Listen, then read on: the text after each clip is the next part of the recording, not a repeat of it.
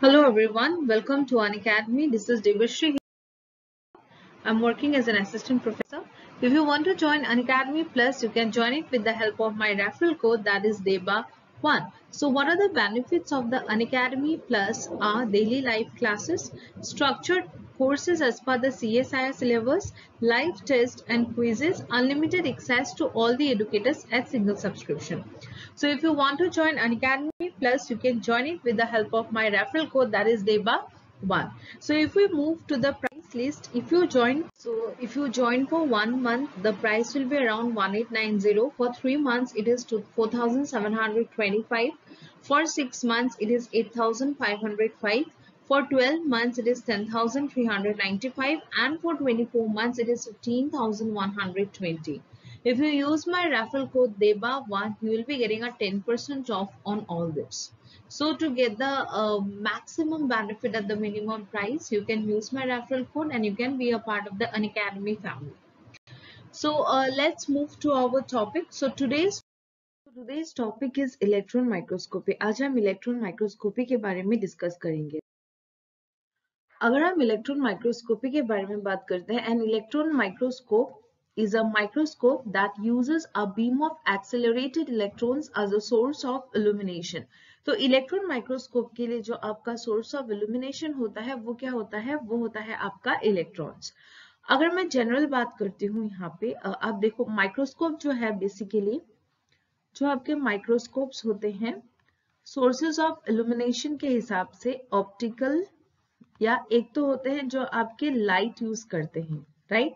दूसरा होता है स्कैनिंग प्रोब, मतलब सरफेस प्रोब के थ्रू स्कैन करते हैं, राइट. नेक्स्ट सेकंड क्या होता है? Scanning probe. नाम से ही पता चलता है they are using a probe for scanning the specimen, right.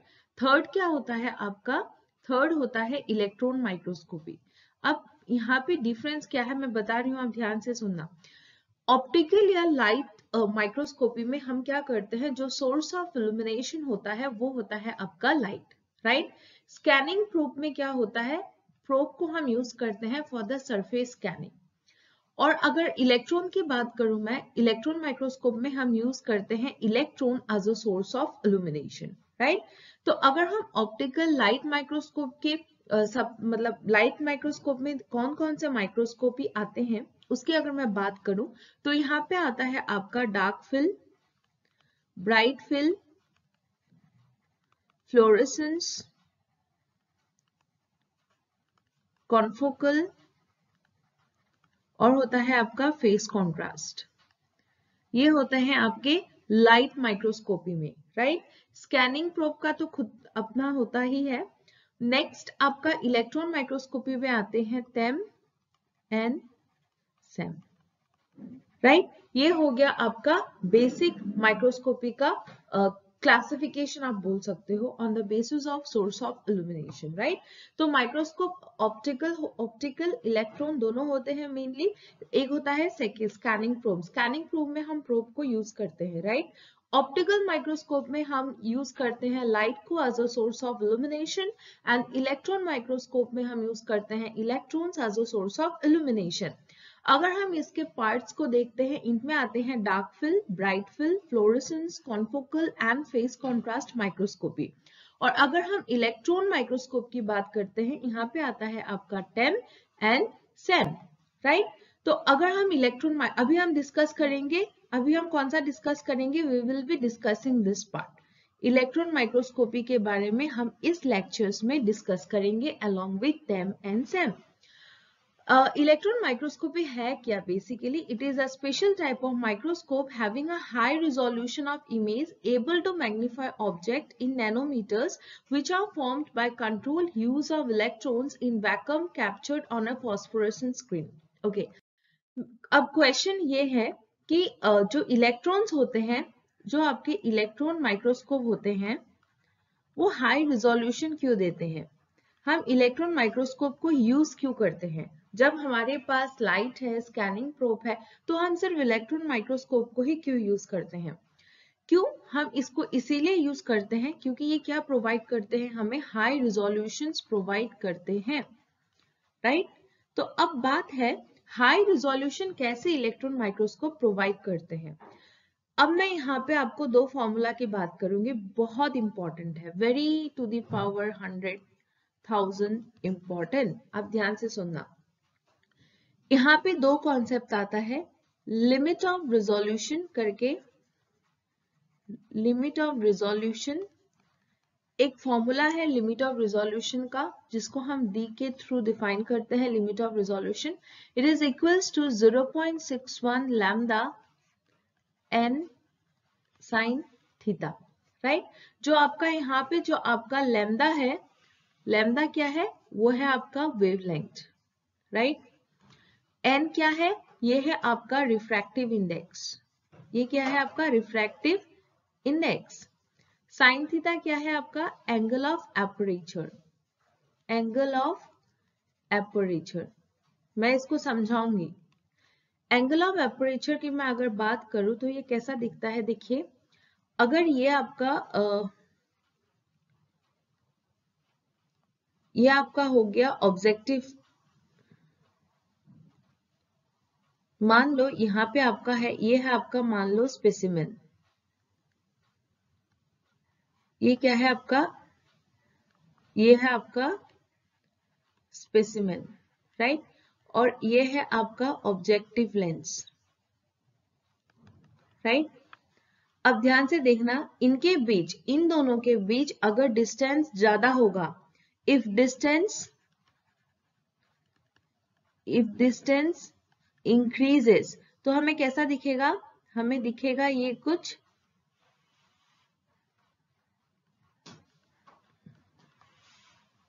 Distance increase हो गया, राइट। यहां पे आप ध्यान से देखो, डिस्टेंस इंक्रीजेस। अब जब डिस्टेंस इंक्रीज होगा तो ये जो थीटा होगा, ये थीटा क्या हो जाएगा, थीटा डिक्रीजेस। अगर आपका डिस्टेंस ज्यादा होता है, थीटा क्या होता है, डिक्रीज होते हैं, राइट। और अगर मैं डिस्टेंस को कम करूं,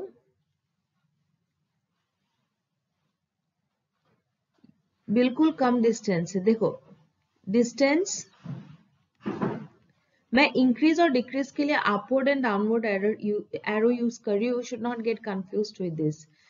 डिस्टेंस डिक्रीज हो गया, जैसे ही आपका डिस्टेंस डिक्रीज हो गया तो एंगल ऑफ एपरेचर क्या हो गया, एंगल ऑफ एपरेचर बढ़ गया, एंगल इंक्रीजेस, राइट। ये एक बेसिक कॉन्सेप्ट है। अब जो हम लिमिट ऑफ रिजोल्यूशन की हमने बात किया, लिमिट ऑफ रिजोल्यूशन के हिसाब से फॉर्मूला है 0.61 lambda divided by n sine theta, और ये लिमिट ऑफ रिजोल्यूशन है। लेकिन जो इलेक्ट्रॉन माइक्रोस्कोप का जो हाई रिजोल्यूशन का कॉन्सेप्ट आता है, वो आता है बेसिकली आपके रिजॉल्विंग पावर से। किससे आता है, रिजॉल्विंग पावर के थ्रू हम हाई रिजोल्यूशन को डिफाइन करते हैं, राइट।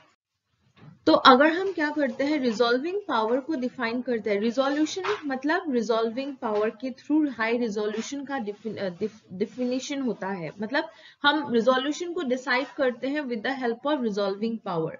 और जो आपका रिजॉल्विंग पावर का फॉर्मूला है, रिजॉल्विंग पावर का जो फॉर्मूला है वो क्या है आपका, वो है आपका n sin theta divided by 0.61 lambda. मतलब देखो बिल्कुल इसका उल्टा है, लिमिट ऑफ रिजोल्यूशन का उल्टा है जो रिजॉल्विंग पावर है। तो हम क्या कह सकते हैं, we can say that resolving power, we can say that, क्या बोल सकते हैं हम, जो आपका रिजॉल्विंग पावर है, इसको मैं आरपी लिख रही हूं और इसको मैं एलआर लिख रही हूं, या फिर डी इज ओके फाइन। तो जो आपका रिजॉल्विंग पावर है वो क्या है आपका, वो है inversely proportional to limit of resolution. Clear. तो रिजॉल्विंग पावर ज्यादा होगा तो लिमिट ऑफ रिजोल्यूशन कम होगा। अब इस फॉर्मूला के थ्रू अगर हम डिफाइन करेंगे हाई रिजोल्यूशन को, तो उसके लिए हमें क्या क्या चाहिए, लेट्स सी दिस। तो मैं अगर हाई रिजोल्यूशन की बात करती हूँ, हाई रिजोल्यूशन की अगर मैं बात करती हूँ, तो हम जो माइक्रोस्कोप के जो रिजोल्यूशन है वो कुछ प्रॉपर्टीज के ऊपर डिपेंड होता है। जैसे मैं बात करती हूँ अगर हाई रिजोल्यूशन की, तो high resolution is dependent on किसके ऊपर डिपेंड है? Resolving power, right, resolving power. अब रिजॉल्विंग पावर जो है वो होता है आपका इनवर्सली प्रोपोर्शनल होता है किसके साथ? वो इनवर्सली प्रोपोर्शनल होता है D, that is limit of resolution. Inversely proportional होता है आपका लिमिट ऑफ रिजोल्यूशन के थ्रू। तो यानी जो आपका रिजॉल्विंग पावर का फॉर्मूला है वो है क्या? n sin theta divided by 0.61 lambda, right. तो मतलब इसके थ्रू हमें क्या पता चलता है? हमें ये पता चलता है कि जो रिजॉल्विंग पावर है वो डायरेक्टली प्रोपोर्शनल है n के साथ, डायरेक्टली प्रोपोर्शनल है थीटा के साथ, और resolving power is inversely proportional to lambda. मतलब अगर हम रिफ्रैक्टिव इंडेक्स को बढ़ाते हैं, इफ रिफ्रैक्टिव इंडेक्स को बढ़ाते हैं तो क्या होगा?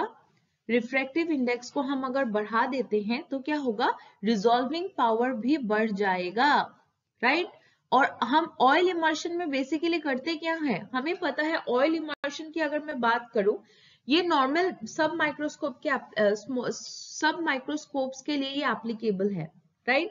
ये जो फॉर्मूला है ये सब माइक्रोस्कोप्स के लिए एप्लीकेबल है, ध्यान से सुनना, राइट। तो ये जो फॉर्मूला है ये compound optical, scanning probe, electron सबके लिए एप्लीकेबल है। तो अब मैं बात करती हूँ, जो हम ऑप्टिकल माइक्रोस्कोप में 100x में हम ऑयल यूज करते हैं, राइट। 100x में हम क्या यूज करते हैं? ऑयल यूज करते हैं। क्यों? क्योंकि ऑयल क्या करते हैं? ऑयल रिफ्रैक्टिव इंडेक्स को बढ़ा देते हैं। अब जब रिफ्रैक्टिव इंडेक्स आपका बढ़ गया तो रिजॉल्विंग पावर बढ़ गया, राइट। और अब पावर बढ़ गया तो रिजोल्यूशन कितना हो जाएगा? हाई हो जाएगा, राइट। और अगर हम थीटा की बात करते हैं, मैंने अभी आपको लास्ट स्लाइड में एक डायग्राम दिखाया, क्या थीटा का डिस्टेंस के साथ सैंपल के साथ क्या रिलेशन है? जो ये डिस्टेंस है उसके साथ क्या रिलेशन है? अगर आपका डिस्टेंस इंक्रीज होता है तो थीटा क्या होता है? डिक्रीज होता है, राइट। और अगर आप डिस्टेंस कम हो जाते हैं तो थीटा क्या होता है? इंक्रीज होता है, राइट। मैं अगर इसको आपको यहाँ पे ड्रॉ करके, छोटा सा ड्रॉ करके दिखाती हूँ फॉर योर क्लियर अंडरस्टैंडिंग। ये देखो, ये आपके अगर सैंपल है, अगर मान लो ये आपका सैंपल है और अगर डिस्टेंस बढ़ गया, लेट मी सी, ओके, तो हमने क्या देखा? जो आपका रिजोल्यूशन है वो डिपेंड होता है आपका रिजॉल्विंग पावर में, राइट। और ये जो आरपी होते हैं बेसिकली ये क्या होते हैं? RP is inversely proportional to limit of resolution, right. मतलब आरपी का हो गया फॉर्मूला क्या? n sin theta divided by 0.61 lambda, right. तो हम कह सकते हैं क्या? इसके थ्रू हम कह सकते हैं जो आपका आरपी है, रिजॉल्विंग पावर, वो डायरेक्टली प्रोपोर्शनल है n के साथ, डायरेक्टली प्रोपोर्शनल है थीटा के साथ, और इनवर्सली प्रोपोर्शनल है वेवलेंथ के साथ। जो n है ये आपका क्या है? Refractive index, right. जो थीटा है वो है आपका एंगुलर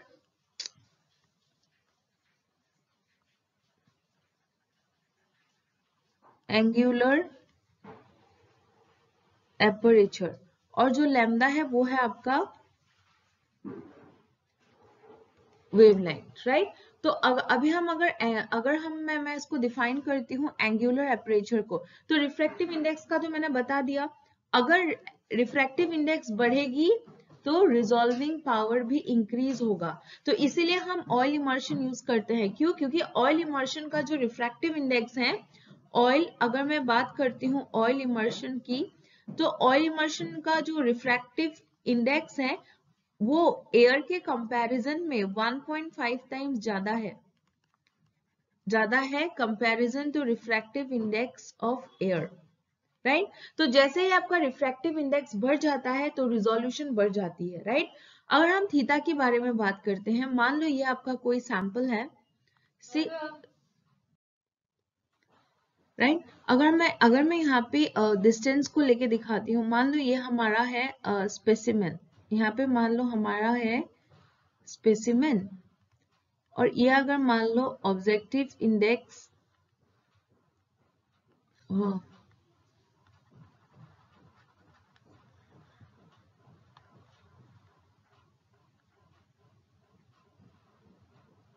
अगर ये है ऑब्जेक्टिव लेंस,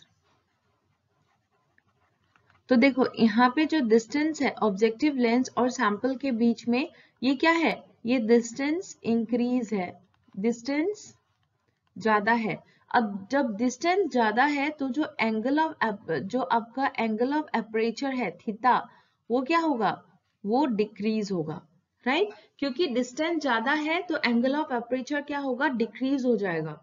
और अगर मैं दिखाती हूँ, अगर डिस्टेंस कम है, मान लो ये कोई स्पेसिमेन है, राइट, और ये मान लो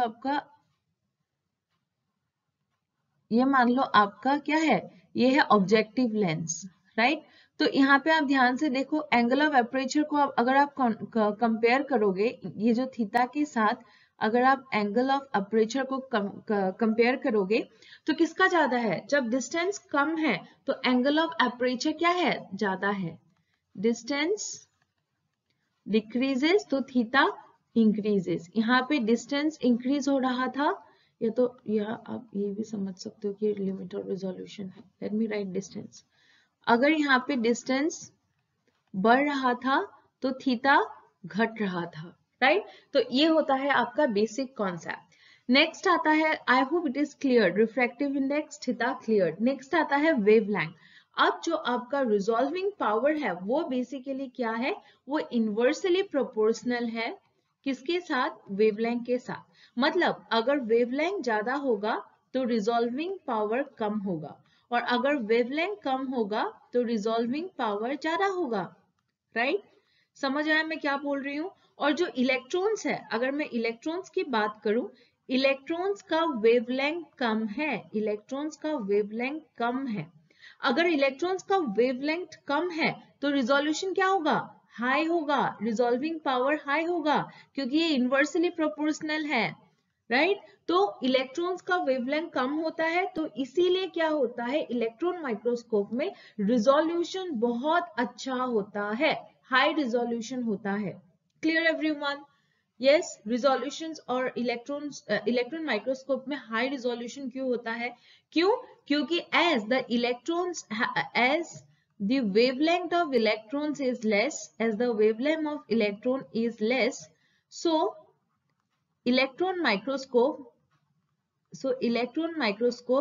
is having a high resolution. क्योंकि हम इस फॉर्मूला से देख सकते हैं, it is directly proportional to n, directly proportional to theta, inversely proportional to wavelength.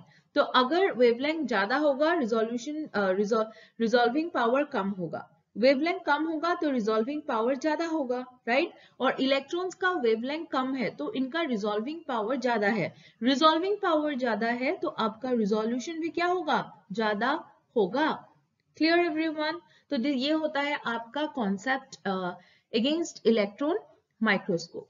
Let's move to the next slide. इसको डिस्कवर किसने किया था, जो साइंटिस्ट थे अर्नेस्ट रुस्का। अर्नेस्ट रुस्का एक साइंटिस्ट थे, जर्मन इंजीनियर थे बेसिकली, एंड एकेडमिक प्रोफेसर थे, जिन्होंने बिल्ड किया था first electron microscope in 1931, and the same principles behind his prototype still govern modern electron microscopes. Same principle हम use करते हैं for the modern electron microscope के लिए, right? तो working principle of electron microscopes uses signals arising from the interaction of an electron beam with the sample to obtain information about structure, morphology and composition. तो electron microscope में हम जो source of illumination होते हैं वो हम use करते हैं इलेक्ट्रॉन बीम, राइट। क्या यूज करते हैं, वो हम यूज करते हैं आपका इलेक्ट्रॉन बीम। ये इलेक्ट्रॉन बीम मान लो ये कोई इलेक्ट्रॉन गन है, इलेक्ट्रॉन गन, राइट। जैसे ही ये इलेक्ट्रॉन बीम आएगा, राइट, ये इलेक्ट्रॉन बीम यहाँ पे कुछ लेंस वेंस होगा, फिर ये डायरेक्टली इंटरेक्ट करते हैं आपके सैंपल के साथ, राइट। तो ये इंटरैक्शन से here electron microscope uses signal arising from the interaction of an electron beam with the sample, और जैसे ही इंटरैक्शन होती है इलेक्ट्रॉन बीम और सैंपल का, तो इससे इलेक्ट्रॉन या तो स्कैटर्ड होते होंगे या तो आपका सैंपल के बीच से पास हो जाएंगे, राइट। तो उसी की प्रॉपर्टी के हिसाब से हमें तीन चीजें हमें मिलती है, स्ट्रक्चर, मॉर्फोलॉजी एंड कॉम्पोजिशन। ये मैंने जो ये बोला ये हम डिटेल में देखेंगे अभी अपकमिंग स्लाइड्स में। The electron gun generates electron, ये जो इलेक्ट्रॉन गन है इसका फंक्शन क्या है, ऑब्वियसली नाम से ही आपको पता चल रहा है, इलेक्ट्रॉन को ये जनरेट करवाता है। Two sets of condenser lenses focuses the electron beams and the specimen and then into a thin tight beam. हम देखते हैं आगे। To move electrons down the column, an accelerating voltage 100 kilovolt to 1000 kilovolt is applied between tungsten filament and anode. अगर मैं electron beam है, अब electron beam को हमें नीचे की तरफ मूव करवाना है, राइट। तो हम उसके लिए क्या यूज करेंगे, वोल्टेज, राइट। वोल्टेज यूज करवाएंगे, टंगस्टन फिलामेंट और हम देखेंगे जब डायग्राम तब आपको अच्छे से क्लियर हो जाएगा, right. The specimen to be examined is made extremely thin, at least 200 times thinner than those used in the optical microscope. Okay, हम देखते हैं अभी, wait, okay, मैं आपको बहुत जो स्लाइड्स मैंने आपको दिखाया वो जनरल मैंने आपको मैकेनिज्म को डिस्क्राइब किया है वहां पे, राइट। लेकिन मैं अभी इस चीज को आपको समझाऊंगी सो दैट आपको बहुत अच्छे से समझ में आए, राइट। तो अगर हम टाइप्स ऑफ इलेक्ट्रॉन माइक्रोस्कोप के बारे में बात करते हैं तो बेसिकली ये दो तरह के होते हैं, transmission electron microscope and scanning electron microscope. अभी हम देखेंगे ट्रांसमिशन इलेक्ट्रॉन माइक्रोस्कोप। जो आपका ट्रांसमिशन इलेक्ट्रॉन माइक्रोस्कोप होते हैं, देखो वो इस तरह से कुछ दिखते हैं, ट्रांसमिशन इलेक्ट्रॉन माइक्रोस्कोप। यहाँ आपके होते हैं क्या, यहाँ आपके होते हैं electron gun, right. Electron gun होते हैं, कैथोड होते हैं, एनोड होते हैं, राइट। फिर आपका स्पेसिमेन होता है, कुछ लेंसेज भी होते हैं, राइट। और यहाँ पे हाई वैक्यूम मेंटेन करते हैं, क्या मेंटेन करते हैं, हाई वैक्यूम। क्यों, क्योंकि इलेक्ट्रॉन्स को हमें हमारा टारगेट क्या है, इलेक्ट्रॉन का इंटरैक्शन विद द सैंपल। अगर ये यहाँ पे कुछ वैक्यूम के सिवा कुछ अगर मीडियम रहेगा तो क्या होगा, वो उस मीडियम के साथ इंटरैक्ट कर सकता है, राइट। तो to stop the interaction of the electrons तो हम इसमें क्या मेंटेन करते हैं, हाई वैक्यूम, राइट। फिर ये आपका स्पेसिमेन में आके गिरता है, फिर ये स्पेसिमेन क्या करते हैं, या तो इलेक्ट्रॉन्स को स्कैटर्ड करते हैं या तो इलेक्ट्रॉन्स को आपका क्या करते हैं, ट्रांसमिट करते हैं with the through the sample. तो उसी के हिसाब से दो माइक्रोस्कोपी होते हैं, transmission electron microscope and scanning electron microscope. मान लो ये अगर स्पेसिमेन है तो कुछ इलेक्ट्रॉन्स क्या करेंगे, ऐसे अंदर से पास हो जाएंगे, राइट, ऐसे पास हो जाएंगे, लेकिन कुछ क्या करेंगे आपके, ये हो जाएगा स्कैटर्ड, राइट। और ये जो पास हो जाएंगे इलेक्ट्रॉन्स, यहाँ आपका होगा जो ये बेसिकली ट्रांसमिशन इलेक्ट्रॉन माइक्रोस्कोप में इलेक्ट्रॉन्स पास हो जाते हैं थ्रू द सैंपल। और ये जो इलेक्ट्रॉन पास होते हैं ये तीन तरह के हमें कॉन्सेप्ट को देते हैं। एक होता है इलास्टिक, इनइलास्टिक इलेक्ट्रॉन्स, हम देखेंगे पूरा देखेंगे। ये हो गया आपका ट्रांसमिटेड इलेक्ट्रॉन्स। और ये जो स्कैटर्ड होते हैं, यहाँ आते हैं आपका क्या, secondary electrons, X rays electrons, visible backscattered electrons. ये होता है बेसिकली, ये आपके सैम में हमें दिखाई देता है, scanning electron microscope, right.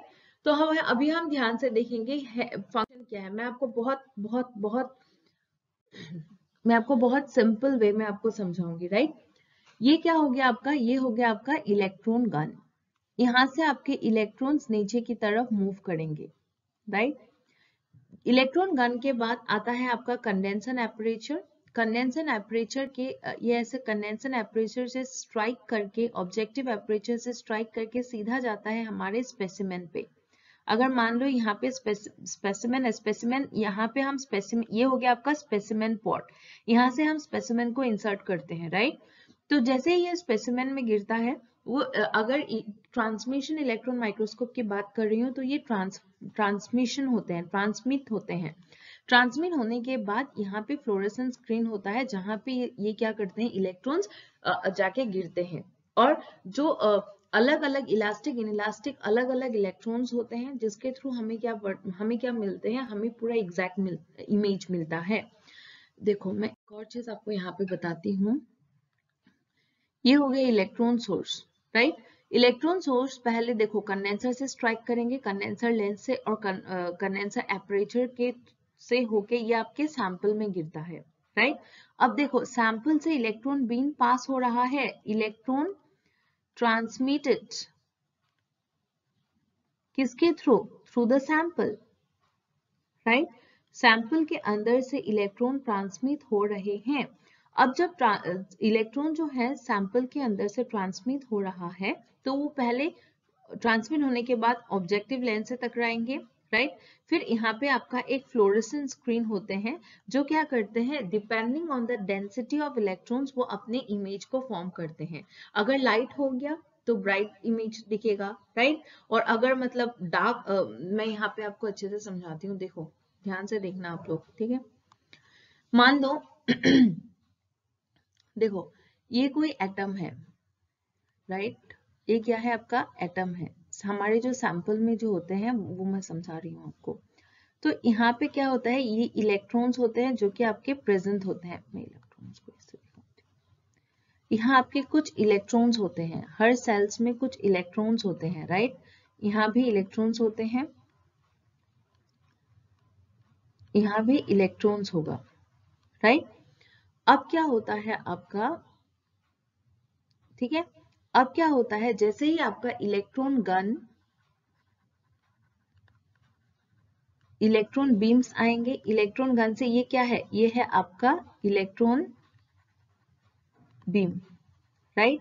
Electron beam आपके ये क्या है, ये हमारा सैंपल है, सैंपल से टकराएगा। अब जब सैंपल से टकराएगा तो ये क्या करेगा, इधर ये बहुत न्यूक्लियस से पास हो जाएगा।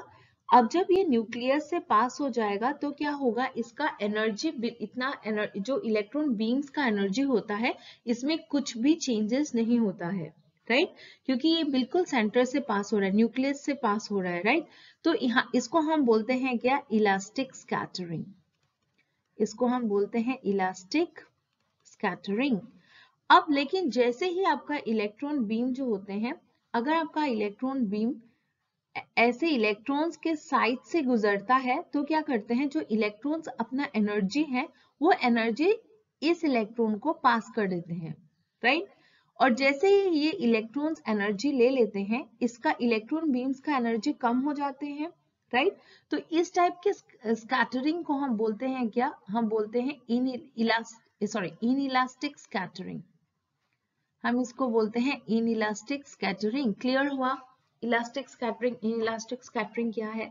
अगर इलेक्ट्रॉन बीम बिल्कुल सैंपल के न्यूक्लियस से होके जाएगा तो वो एग्जिस्टिंग इलेक्ट्रॉन्स में कुछ फर्क नहीं आएगा, राइट। तो उसको हम बोलेंगे क्या, उसको हम बोलेंगे इलास्टिक स्कैटरिंग।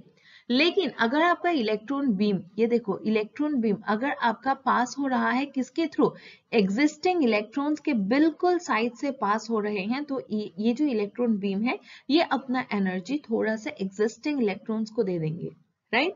तो देने के बाद इसमें इलेक्ट्रॉन लॉस हो जाते हैं और एग्जिस्टिंग इलेक्ट्रॉन हाई एनर्जी को गेन करके वो एक्साइटेशन शो करते हैं, राइट। और जिसका इस इलेक्ट्रॉन बीम का जब एनर्जी डिक्रीज हो जाते हैं तो उस टाइप ऑफ स्कैटरिंग को हम बोलते हैं इनइलास्टिक स्कैटरिंग, राइट। अगर मान लो सैंपल है हमारे यहाँ, ये है हमारा सैंपल, राइट। जहां पे इलेक्ट्रॉन बीम यहाँ अंदर से ट्रांसफर होके ऐसे निकलेगा, राइट।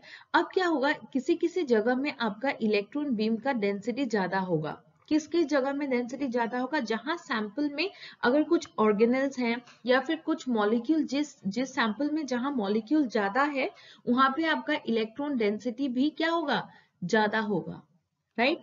और कहीं कहीं जगह में ऐसा होता है जो आपका इलेक्ट्रॉन डेंसिटी होता है वो बिल्कुल कम होता है, बिल्कुल कम होता है।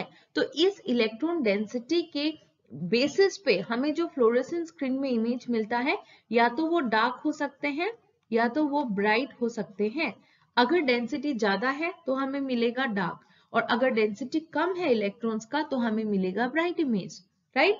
तो इसके थ्रू क्या करते हैं, आपका ऐसा आपका काम करता है transmission electron microscope.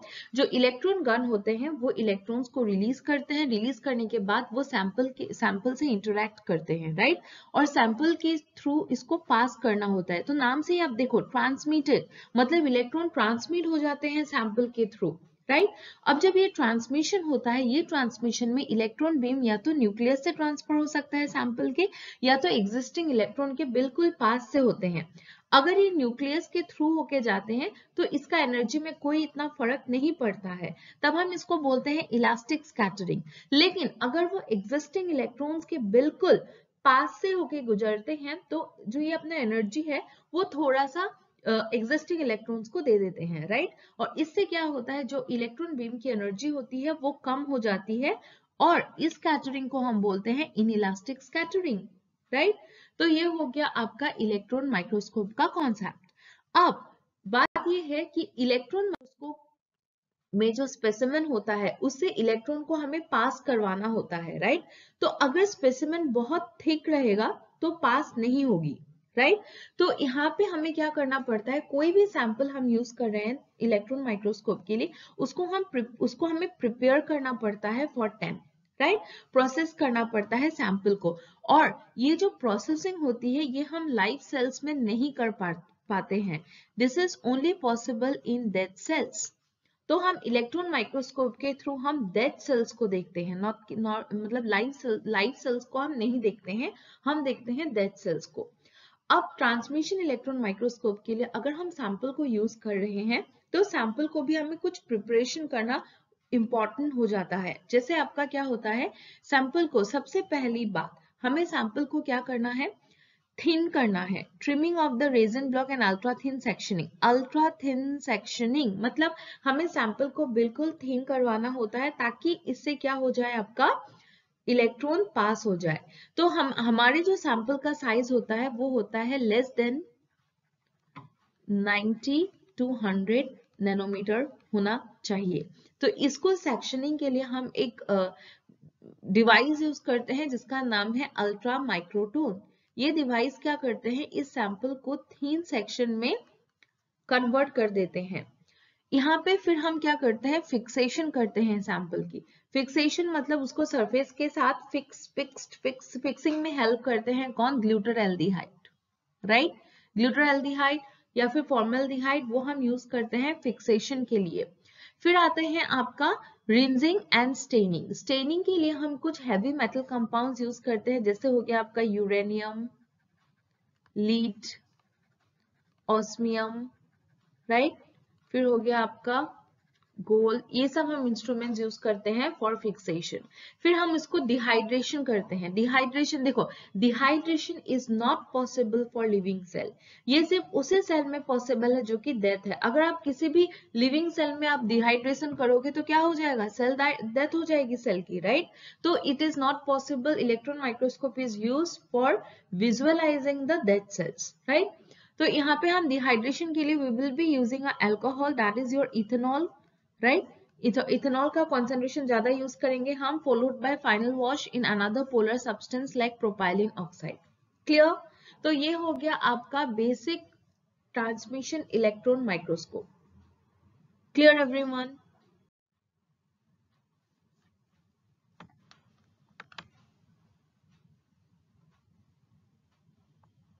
Okay, so I am ending up the class here. Next class we'll be discussing about the scanning electron microscope, and please hit the subscribe to our channel. Let's crack CSI UGC NAT. You can hit the bell icon for further notifications. Next class we'll be dealing with the scanning electron microscope. If you have any queries and doubts, you can comment me. You can also download the Unacademy app. You can search my profile Debashri Bodhakur, and you can message me there if you have any queries and if you have any doubts, right? And till then, bye bye, take care everyone. We will meet in the next class with a topic called scanning electron microscope. Bye bye.